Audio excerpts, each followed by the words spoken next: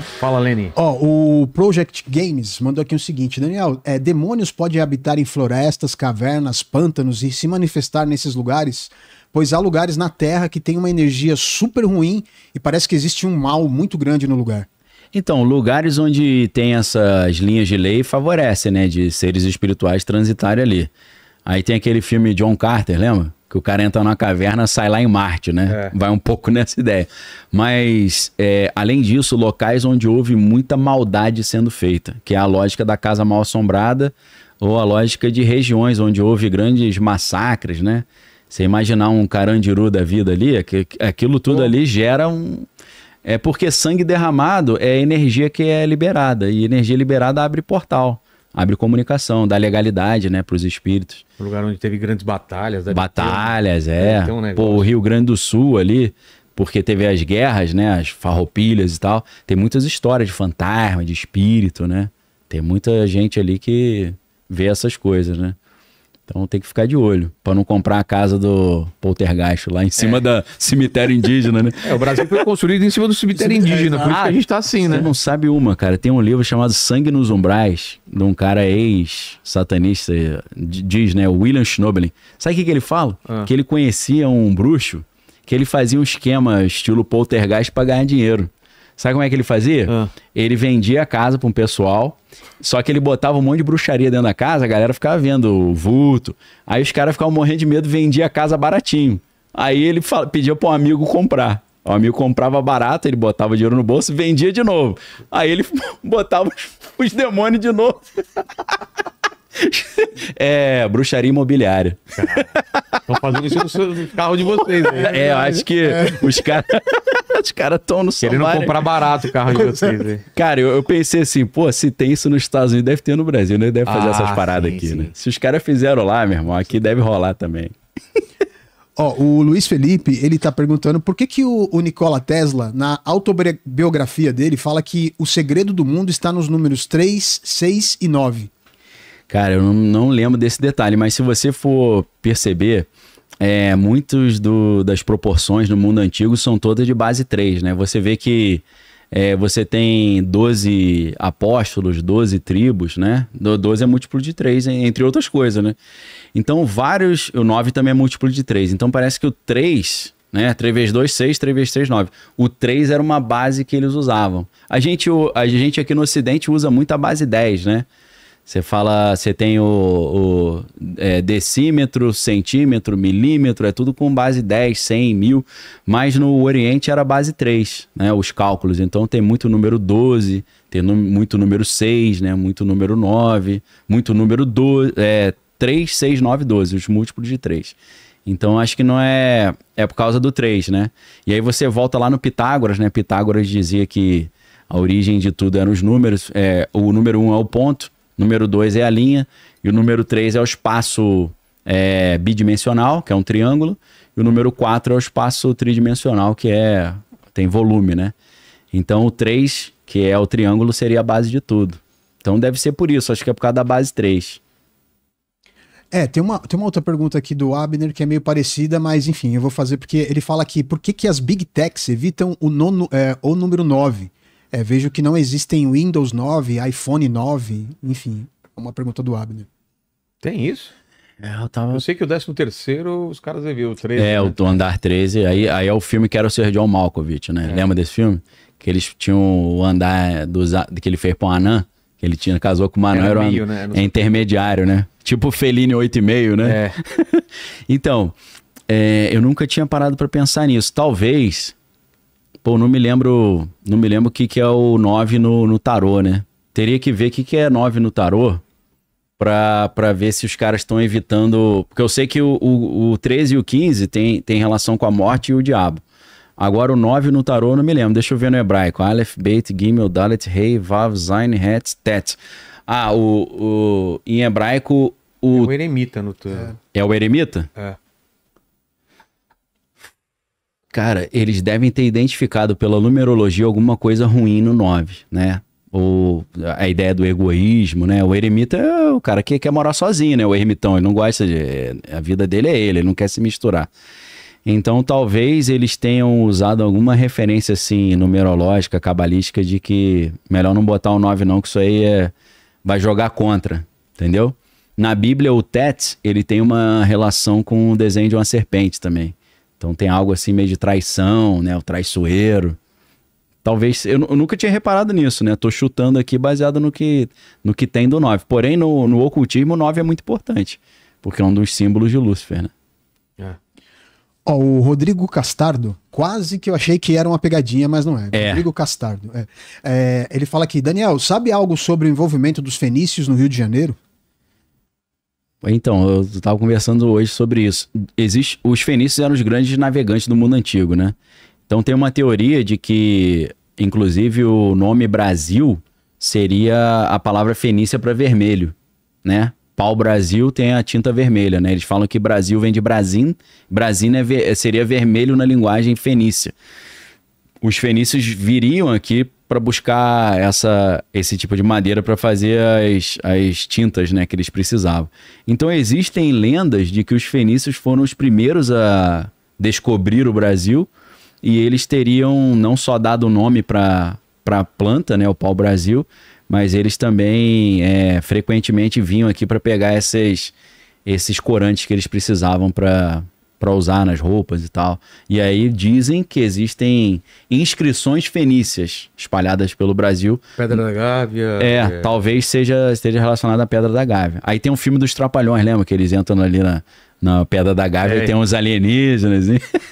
É deles ou do Roberto Carlos? Cara, eu acho que é dos Trapalhões mesmo, pelo que eu me lembro. Depois, se o Lênin quiser pesquisar aí, né? Coitado do Lênin. Como achar isso, né? A gente começa assim na alta cultura e termina nos Trapalhões, né? Na Pedra da Gávea. O Fábio Brumana mandou uma pergunta aqui. Ele fala assim o seguinte: a banda The Alan Parsons Project e seu álbum Eye in the Sky possui algum código dessas sociedades secretas? Cara, não sei, cara, de cabeça assim me pegou. Mas não sei se ele tá falando da capa do álbum, né? Eu não me lembro da capa. Ele tinha que ter feito uma referência, né? Pô, a letra da música, a capa. Que aí a gente olha a capa e dá um chute aí, olhada, né? Milkshake do Apocalipse que você fala, o que é? Milkshake? Deve ser o milkshake do dólar, né? Porque eu tenho falado da teoria do milkshake do dólar, que é... A teoria do milkshake do dólar é quando o Banco Central americano, ou o governo americano, eles tiram o dólar de circulação.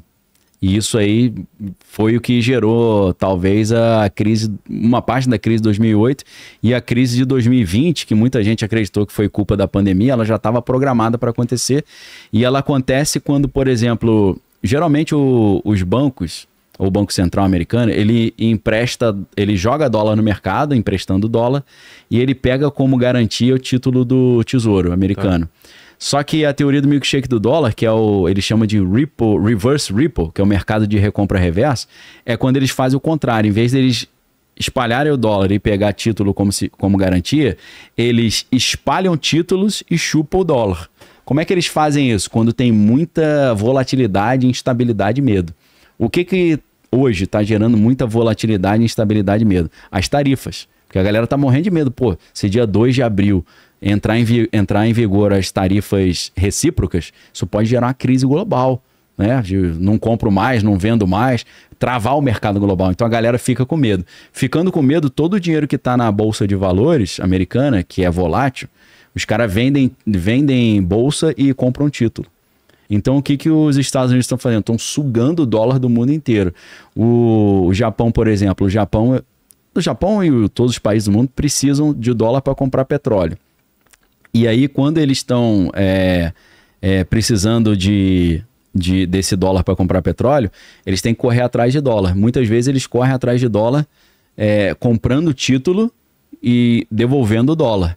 Então, essa ideia de que os Estados Unidos faz esse milkshake do dólar quando eles sugam o dólar de volta para os Estados Unidos, e geralmente isso faz o preço do dólar subir e quebra muitos países que precisam ter dólar na mão. Mas na verdade isso também é uma estratégia que o Donald Trump visualizou para os Estados Unidos voltarem a ter o controle sobre a dívida americana. Porque hoje o país que mais tem controle da dívida americana é o Japão, depois a China.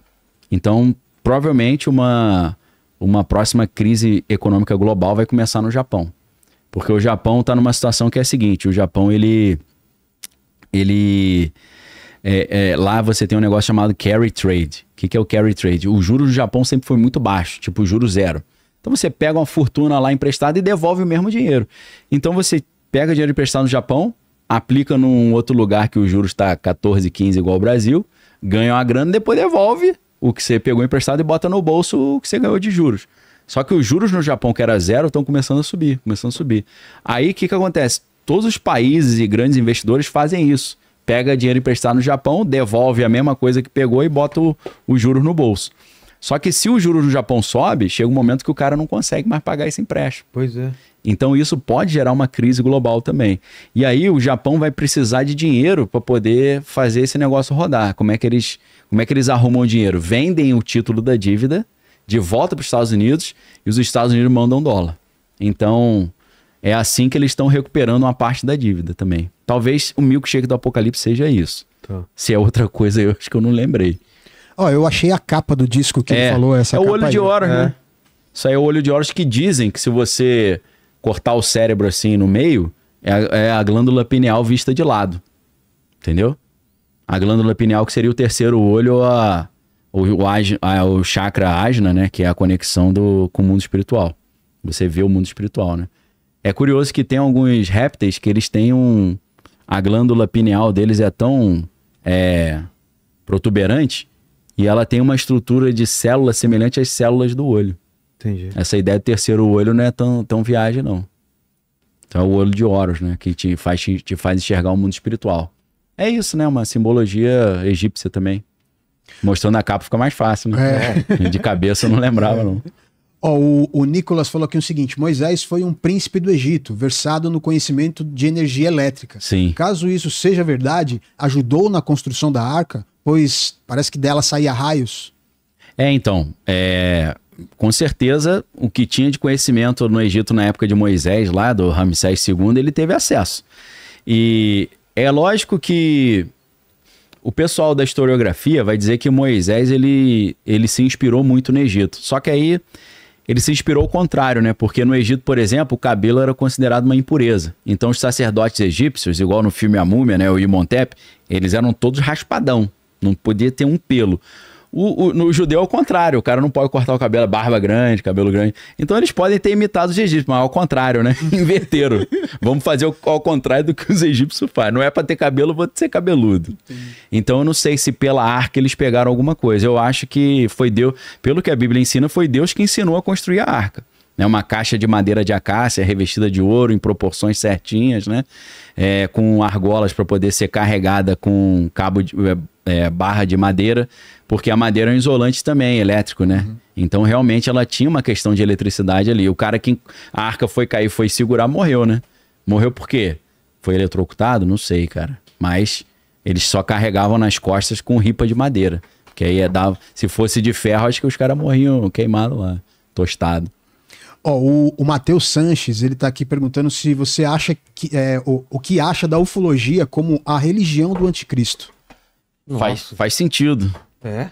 Faz sentido porque o anticristo ele vai criar um governo único global, né? A Bíblia fala sobre isso. Não tem uma coisa mais fácil do que criar um governo único global do que você forjar uma invasão alienígena. Porque você vai falar, acabaram as guerras agora não tem mais Ucrânia e Rússia. Agora é Ucrânia e Rússia e todo mundo vai ter que estar junto para lutar com os alienígenas, senão a gente vai ser escravo deles. E isso já vem sendo colocado no cinema, né? O Independence Day da vida, aquele filme A Chegada também. Não só no cinema, mas também o Ronald Reagan falava sobre isso. Por incrível que pareça, ele fez um pronunciamento na Assembleia Geral da ONU em 89, e ele falou que se a gente tivesse uma invasão alienígena ia acabar a Guerra Fria, porque Rússia e Estados Unidos teriam que se unir. Depois Bill Clinton falou isso no programa do Jimmy Kimmel, a mesma coisa, e o Paul Krugman, vencedor do Nobel de Economia, professor de Princeton, falou a mesma coisa também. Se a gente tivesse uma invasão alienígena, iria unir o planeta. Então, se invasão alienígena une o planeta, talvez o anticristo vai usar uma estratégia semelhante a essa.